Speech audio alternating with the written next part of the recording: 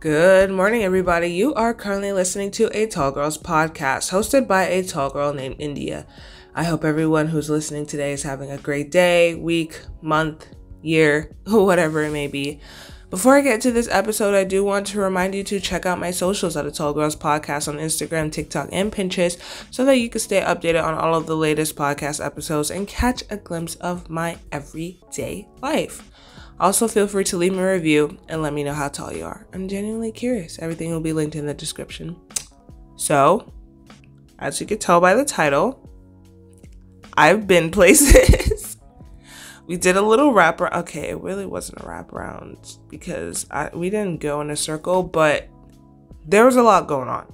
So, for context, I am studying abroad in Italy for a few weeks. My classes are 4 days a week, Monday through Thursday, and I usually try to take the weekend to do something actually fun, if you feel me. I try not to be locked up in my room or in the library at the school doing homework and doing projects and studying and doing work and all that stuff. So I try to do something that's like relaxing, doesn't really involve, being serious. Well, before I even talk about this past weekend, I'm gonna just share that I literally finished my midterms not too long ago. So you mean to tell me I'm a little more than halfway through this program? What? This is going by so fast. And I think part of the reason is because I'm trying to do everything. I'm trying to go here, trying to go there, trying to go everywhere. As I said this in my last episode, as the video one said, I think it was Lady Gaga, was like, no sleep, bus, club, another club. Yes, we're trying our best to do that because there's only so much that we can see. And that makes me realize not even 3 days, because I try to have Sunday where I'm just chilling because I will be so tired from the entire week. But I literally only have 2 days a week to actually go and see stuff. Because the funny thing is, my parents were thinking, she's gonna be everywhere all the time. No, that's not the case, because I literally have classes 4 days a week. Albeit it's in the morning for 2.5 hours, 9 to 11:30. I still have to take time after class to do work, do homework and stuff like that. And by the time everything is done, it's time to eat dinner.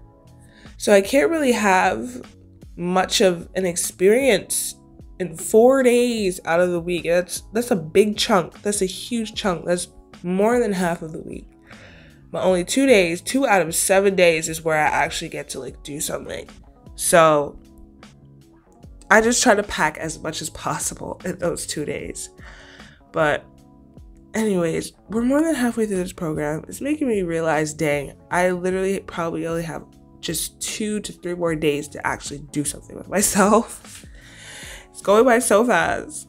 I'm not going to shed a tear. Anyways, but hey, I got a 98 on my first paper. So I'm hoping for the same grade on my midterm exam. But I decided to celebrate by taking a trip to Paris. Yes, I decided to celebrate my A on my first paper by going to Paris. Okay, let me stop because Paris was part of the plan before I even got here.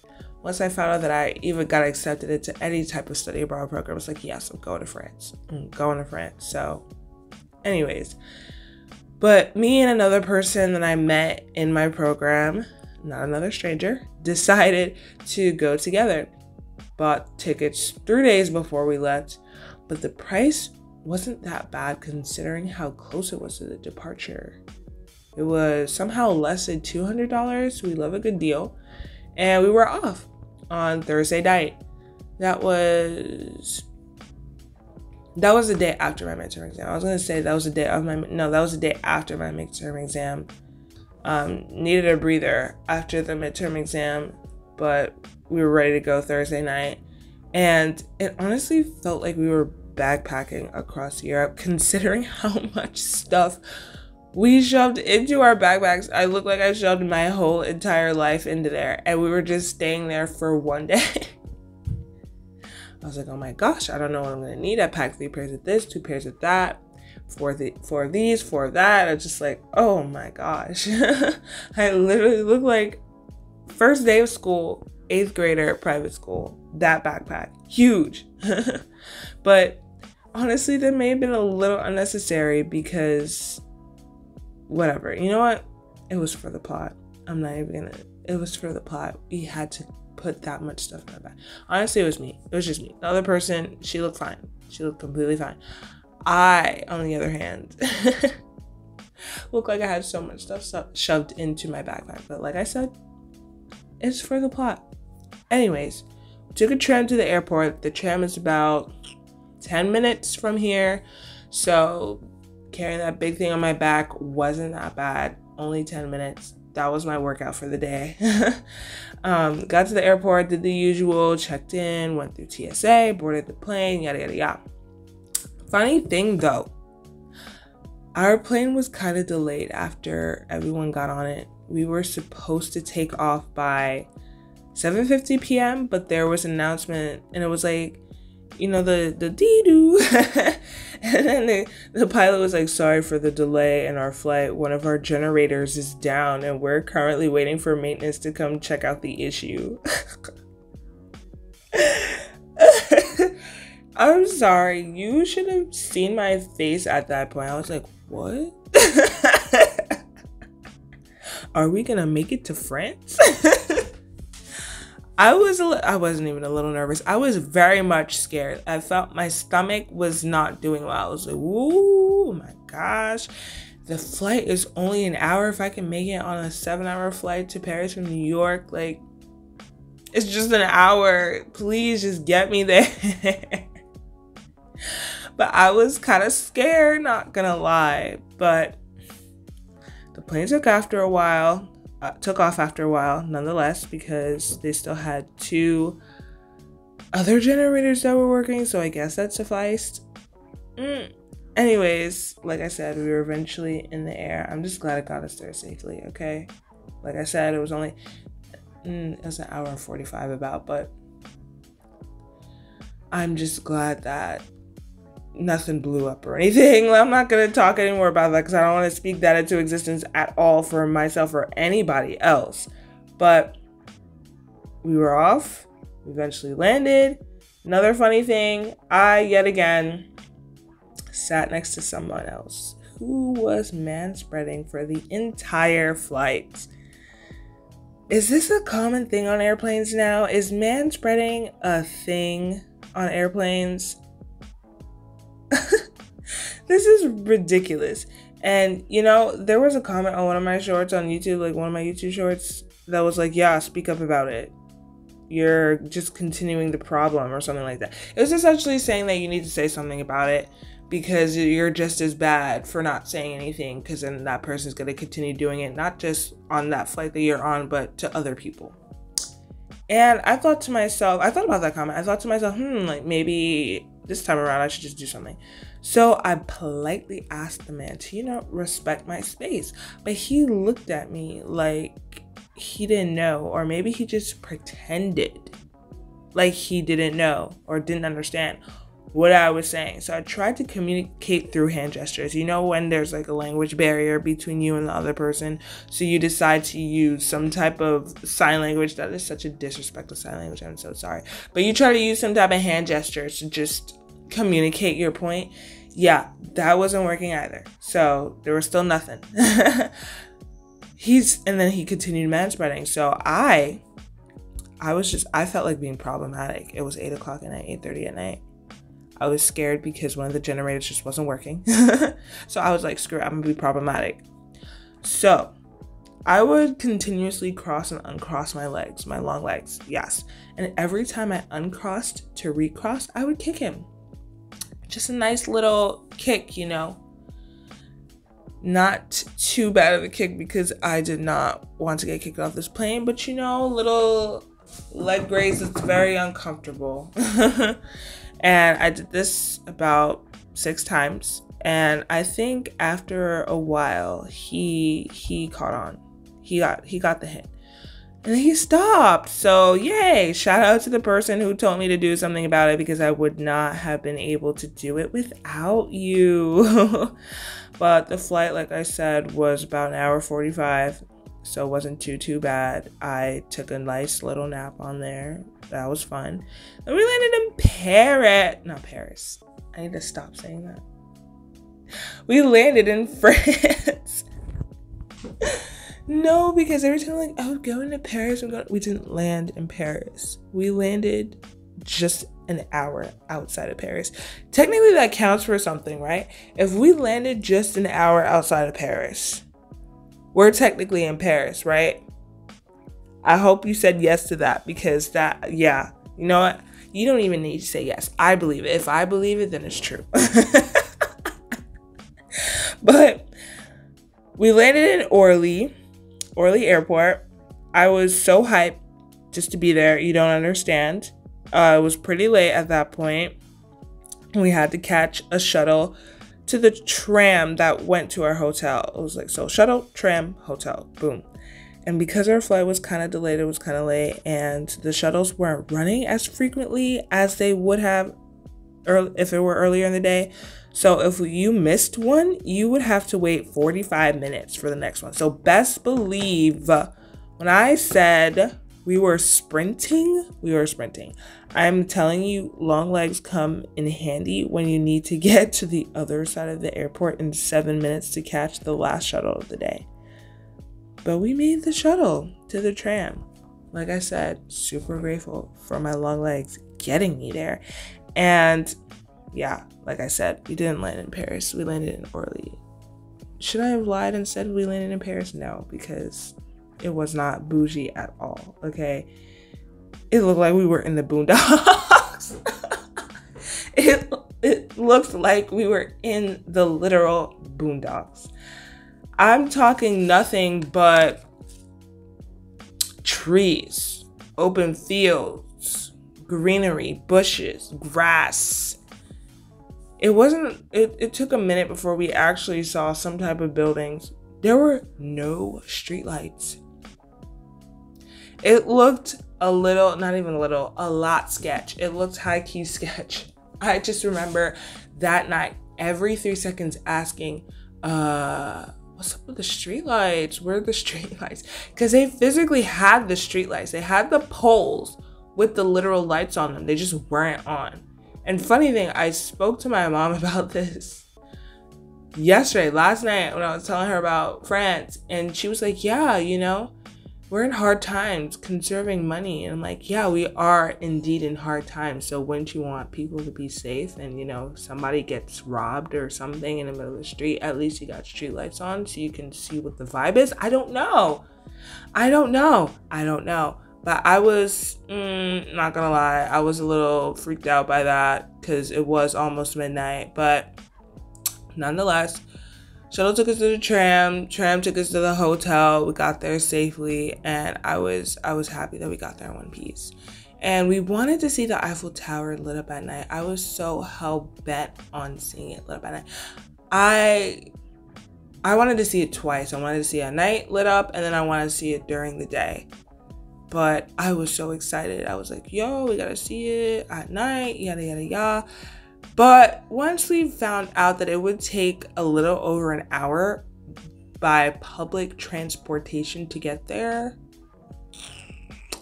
like literally from the boondocks to the Eiffel Tower, I was like, It was almost 1 a.m.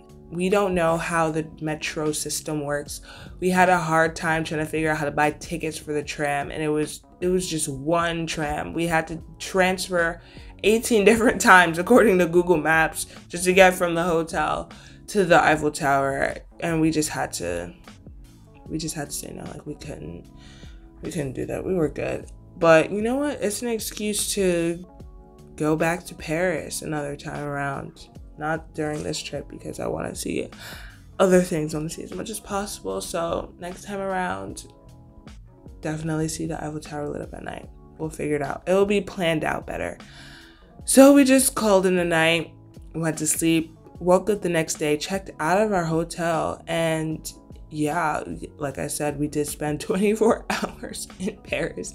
Checked out of our hotel, I put on my big book bag. She had a couple of her bags. We did a wraparound. I don't want to say a wraparound, but we did a nice little tour of Paris, okay, with all of our crap on our packs. So we took the metro out there, and oh my gosh, the Eiffel Tower, because the Eiffel Tower was our first stop. She was stunning. I'm not gonna lie to you, I almost did shed a tear. My eyes started to actually tear up, and I think at that point, that's when I actually started to process that I was physically standing in Paris. I was looking directly at the Eiffel Tower. I had to turn away and catch myself for a second, because I did not think that I would actually be standing there at that point. But anyways, we spent mad hours there. We went inside the little garden area of the Eiffel Tower. Like, it was nice to see it close up. I stood right under the Eiffel Tower. What the heck? I stood right under the Eiffel Tower. I can't believe I'm saying that out loud right now. And there was like a little bridge in front of the tower, a little garden area. Don't get me wrong, I vibed being super close to the Eiffel Tower. I can't believe I'm saying that, like I said before, but it was super close, so the pictures weren't as great as I wanted them to be by the Eiffel Tower. So after that, we had left and we went to the standard spots, like the Luia. I don't know if I'm pronouncing it properly, but the little flower shop that's by there, you can see the Eiffel Tower perfectly, the Trocadero, the Ponte de Lina. We spent a good 3.5 hours there. The flicks were immaculate, dude. You can see them on my socials, of course, at A Tall Girls Podcast. But, you know, we did realize that we took up a lot of time around the Eiffel Tower, and we had to go check out 6 other places. So we tried our best to do that. Only got to 3, but it's okay. 3 is better than 2, and 3 is better than none. At least we got to see something. We saw the Musée d'Orsay, the Louvre, and the Notre Dame. But before we went to the Notre Dame, we actually stopped at this place called Merci Jérôme. Oh my gosh. We got macaroons, and not just the tiny little standard macaroon, a big giant mega macaroon. It was so good. Honestly, I had low expectations because the literal one time that I had macaroons in New York City, it was not the vibe. It was not the greatest, but I got a strawberry flavored huge macaroon, and oh my gosh, it was one of the best macaroons I've ever had.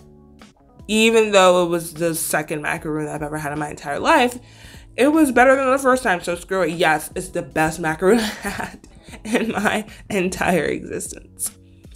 So yeah, I didn't eat it there, but took my macaroon to the Notre Dame. Of course, I had to take pictures of the macaroon at the Notre Dame, but I definitely wanted to spend more time at these places, but the other person at least held me accountable because we did have to get to the airport to check in and go through TSA yet again. So I left a little bit unfulfilled, but I'm just so glad that I got to see the Eiffel Tower and 3 other main spots. Had a good macaroon. I could say I had a Parisian dessert, if you will. Are macaroons Parisian? Are macaroons French? This is so embarrassing. I don't even know the answer to that, but I got a dessert in Paris. That's all that matters. Went back to the airport for our 9:50 flight. No generators were down this time, so that was great. Landed back in Florence. We were super hungry, so we headed over to McDonald's because that was the only place that was open at that time of night. I don't know if I mentioned this before, but things, not even just in Florence or in Italy, in Europe in general, close early. Like, once it starts hitting 6 o'clock, things start closing, which if you live in New York City, that's pretty much unheard of because things are open till 11 p.m. at night, and a lot of things are open 24 hours, which admittedly is a little bit unhealthy. But then again, there are people there that work 24 hours or work overnight, so they need stuff that's open for them, yada, yada, yada. But still, I don't think I'm ever going to get used to the fact that things close this early, except McDonald's. McDonald's was 24 hours, so, and it was almost 1 a.m. So, headed over to McDonald's, had one of the most uncomfortable experiences of my life. Let's just say there's nothing like being catcalled after leaving McDonald's at 1 a.m. in a foreign country. So glad I went with somebody else because I don't know. Well, I don't think they would have done anything, or would they have? You never know. That's why it's best when you're traveling alone. Yes, I'm a big fan of solo traveling. It's just 1 a.m. at night, coming from the airport, going to McDonald's. I don't know. But anyways, we made it back to our student hotel. I took a 5-hour nap, essentially, because I had to go to Venice later that day. Yes, took a 10:20 a.m. train over to Venice before it apparently sinks. I didn't know that was happening, but apparently Venice is sinking, and you never know the next time you're going to be in this area, so we just went to Venice with a different person, of course. The other person I went to Paris with had to go to Cinque Terre at 5 a.m. No, at 6. She had to be at the bus at 6 a.m. So she had to be at 5:30 a.m. to get there. I don't know how she did it, but hey, kudos to her. But Venice, breathtaking. She's pretty small, not gonna lie. We covered a lot of ground in a short amount of time. But we saw a couple things. We saw St. Mark's Basilica, Piazza San Marco, walked over Mad Pontes, which means bridges in Italian, I'm assuming, but we call it Pontes. Pontes sounds a little bit spicier than saying bridge. Yeah, we walked over a bridge or we walked over a ponte. You let me know which one sounds better. But there's honestly no need for me to do a Stairmaster out here. I was a little bit concerned because the gym here is at the student hotel is pretty small. They had ellipticals and treadmills and spin bikes and stuff, but they didn't have a Stairmaster. I was like, oh my gosh, I need a Stairmaster. But hey, I didn't need a Stairmaster. All I had to do was go to Venice. That was enough Stairmaster for the month. I was going up and down a bunch of stairs because you know how bridges are usually like an incline up and an incline down, kind of like a slant, no stairs. No, these were stairs going up and down these bridges. So, about to be in the best shape of my life at this point, but we saw the prettiest views. And no, we did not get on a gondola, but we did take a boat over to Murano, I think that's how you call it, which is another, I think it's an island, not too sure, bad at geography, but it's a place that's known for its glass making. Oh my gosh, but this boat, I think I would have I would not have rather taken a gondola over to Murano because that would have been like a long journey, but gondola ride probably would have been a little bit, I don't want to say safer, but my nerves wouldn't have been as crazy as it was because you know how planes sound when they speed up before they take off into the air? That's exactly how the tiny boat sounded. And I was sure that the boat was going to start flying out of the water. But it got us to and from Murano in one piece.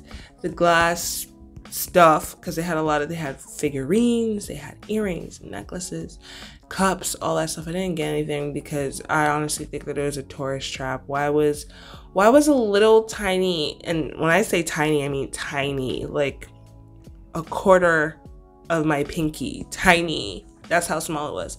Why was a tiny glass Dalmatian, which is super cute, €30? Exactly. It didn't need to be the case, but you know what? Get your money up, get your coin up. Everybody else is buying it. I was not gonna buy it because, you know, haha, college student budget vibes. But it was so pretty. They were so nice. And you never know, maybe one day when I go back, I'll get one. We'll see. But tiny boat got us to and from Murano in one piece. Super grateful for that. Then we caught our train back to Florence from Venice. And yeah, this is a pretty eventful weekend. It wasn't even a weekend. It was a Thursday to Saturday type of situation. But screw it, it was 3 days, so I'll call it a weekend. Plus, it was a holiday. I don't remember what holiday it was, since it's in the past now, but screw it, holiday weekend. It was a vibe, and I did have a good time. I really did. My tan lines, on the other hand, are horrendous, but I'm planning to take a trip to a beach to fix that problem, so we'll see how that goes. Anyways, like I said, took great pictures. You can see all of my pictures on my socials at A Tall Girls Podcast on Instagram, TikTok, and Pinterest. I promise you, you will not be disappointed. I am so in love with these pictures. It's crazy. But thank you so much for listening to me talk about my journey. Not just this journey with Paris and like Venice and stuff like that, but just in general. If you listen to all 3 so far of my episodes of me in Italy, like, you're awesome. Seriously. But even if you didn't, thank you so much for listening to the end of this episode. I really appreciate it, and I appreciate you. Hit me up. Let me know if you have some summer plans going on. Let me know if you're traveling too. I'm all for it. You know what I mean? And any last words? Is it crazy to say that I'm speechless? You know what? I'm going to say this.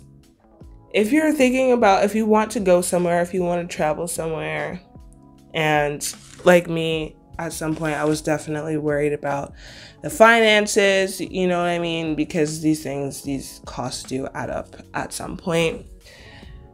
I like to think of it the way that TikTok likes to think of it. You know, you can make the money back, but you may never get the chance to get this experience. So, yeah, do it for the plot, do it for the vibes. Within reason, of course. Don't go and sell your house to take a trip, because you eventually do need to come back to reality. But if you're able to, just try it out and see how it goes. Anyways, I will catch you in the next one. Good night and goodbye.